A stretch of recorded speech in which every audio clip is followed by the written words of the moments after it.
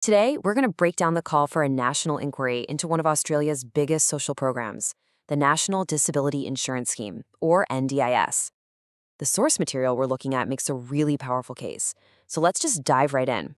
So let's start with a single massive number, just to frame this whole conversation. $100 billion.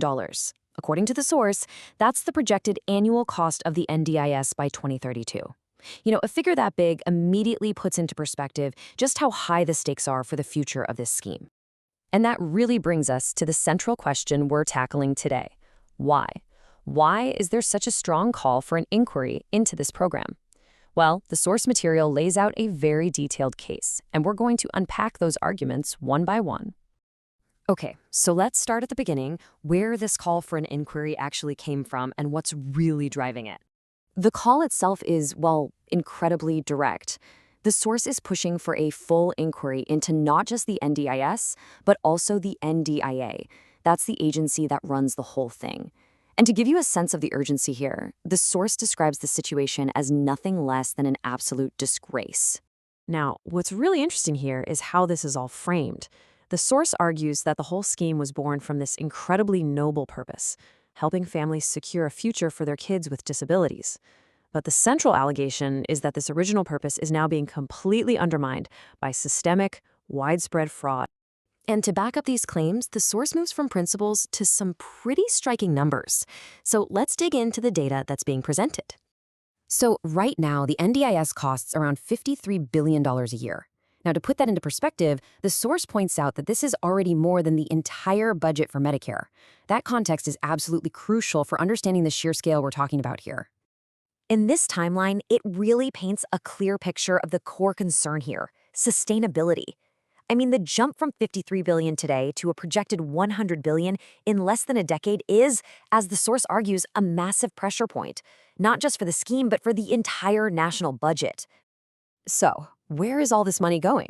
Well, this chart reveals what the source calls a rapidly expanding and uneven provider landscape. And the key point here is this staggering imbalance.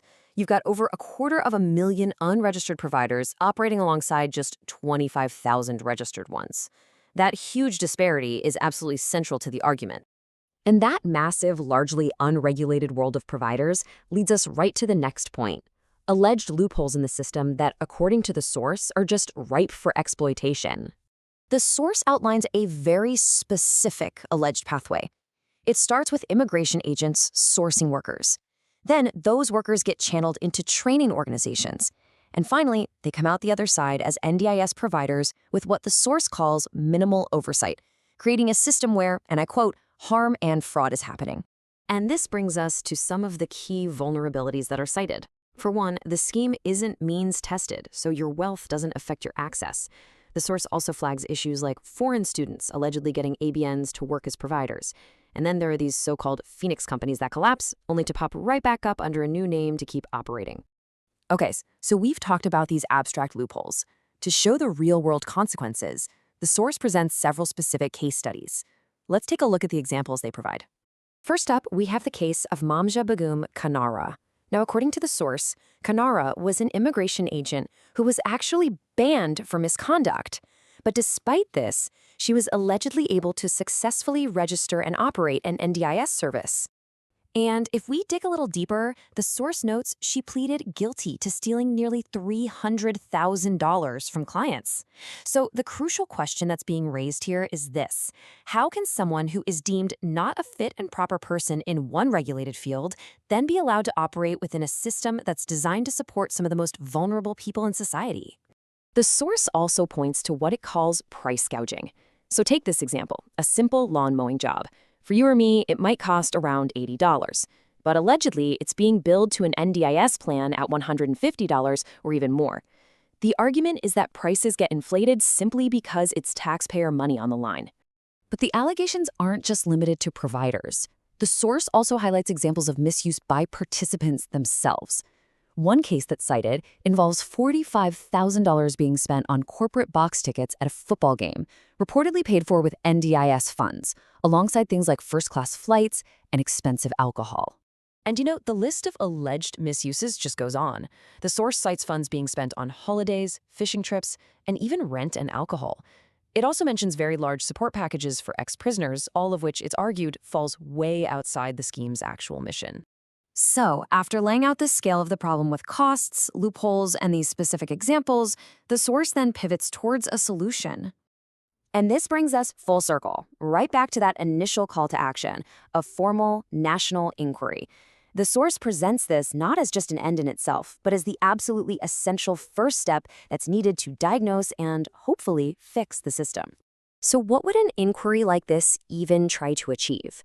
Well, according to the source, it's four main things: expose and stop the alleged fraud, bring some real accountability to the system, make sure the scheme can actually survive long term, and finally, create some equality in how service providers are paid. This final quote really captures the heart of the whole appeal. It's framed as a direct plea to the people in charge, an opportunity to rein in the alleged fraud and restore some integrity to a vital national program. So, when you boil it all down, the source is framing this as way more than just a policy debate.